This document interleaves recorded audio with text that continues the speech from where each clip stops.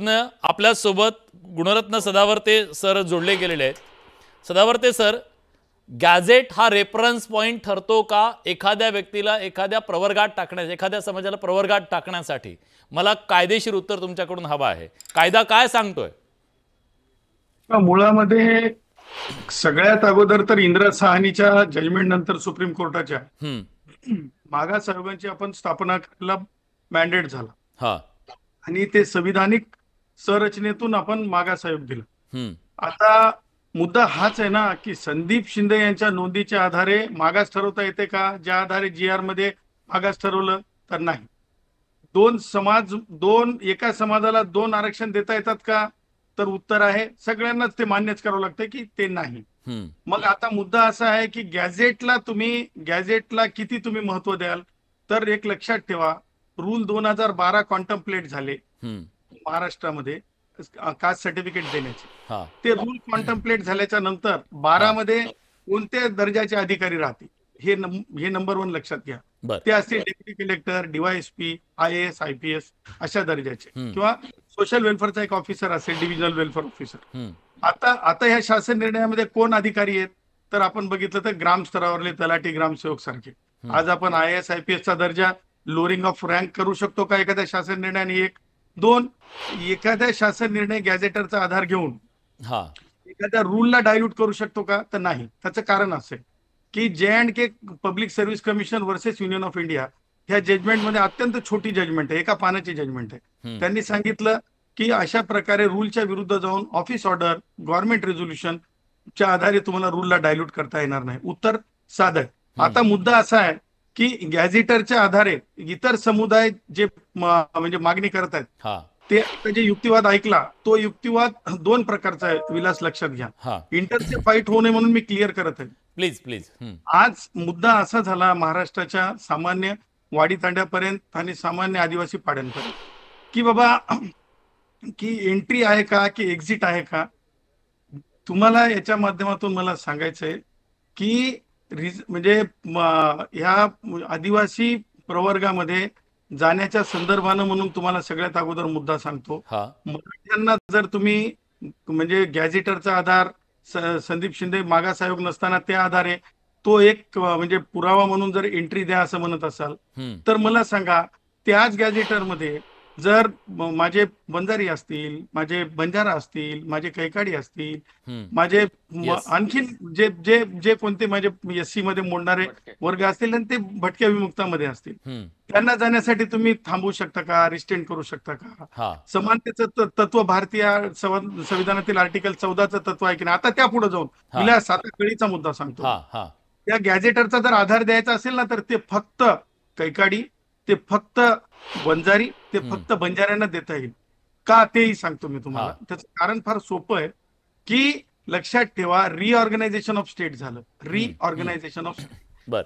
अनेक लोक आपल्या तात्पुरतं म्हणजे फास्ट फूड सारखं एवढं बोलून मोकळे होतात, पण तसं नाही आहे. ते रिझर्वेशन वाचताना खूप डोक्याला त्रास घ्यावा लागतो. तर 1956 ला रिऑर्गनायझेशन ऑफ स्टेट झाला.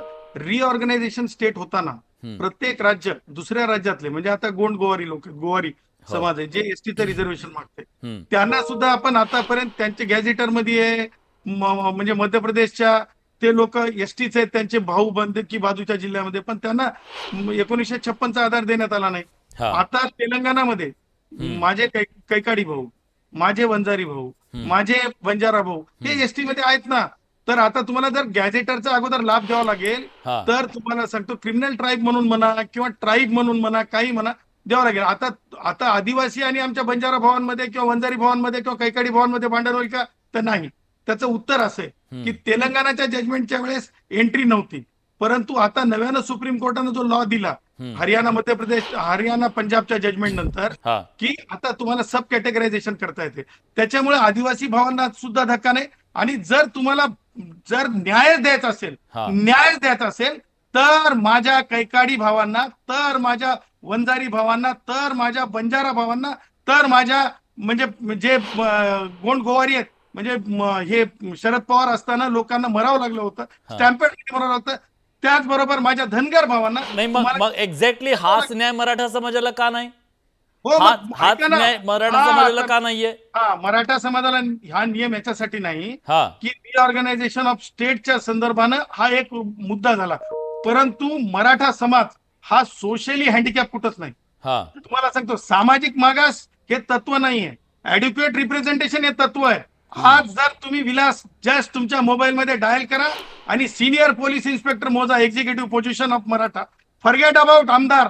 तुम्हाला सांगतो, तुम्ही हे करा, district health officer in Maharashtra, forget about that. तुम्हाला सांगतो जेवढे एक्झिक्युटिव्ह पोझिशन आहेत त्याच्यातल्या 90% पोझिशन, 85% एक्झिक्युटिव्ह पोझिशन मंत्रालयातल्या सचिव मी तुम्हाला मोजून दाखवू ठीक शकतो. आहे ठीक आहे तर ठीक आहे. तुम्हाला सांगायचं तात्पर्य की हा. जर तुम्ही सोशल हँडिकॅप म्हणजे काय, म्हणजे लक्ष्मण मानेसाहेब अत्यंत सोप्या भाषेत सांगू शकतात की जी अवस्था, जी व्यवस्था, म्हणजे मोळी कापून साप पायाला डसतंय माझ्या याडीला तरी ती मोळी बांधते आणि ती त्या ट्रक मध्ये नेऊन भरते, हे सामाजिक मागासले पण ठीक आहे. आहे. डिस्क्रिमिनेशनच्या बद्दल तुम्ही बोलताय, म्हणजे social discrimination, social handicap, social backwardness. हा backwardness is different, handicap is different. होत नाहीये. मी पटकन तुमची कमेंट घेतो सर, वेळ खूप कमी आहे माझ्याकडे, 2 मिनिट आहेत, मला दोन्ही पाहुण्यांकडे जायचंय. सदावर्ते सर, तुमची कमेंट पटकन.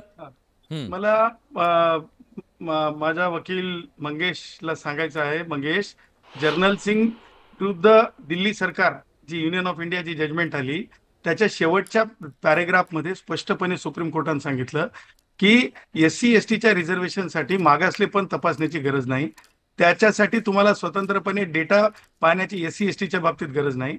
इट इज डिक्लेअर्ड आणि it is a constitution bench judgement.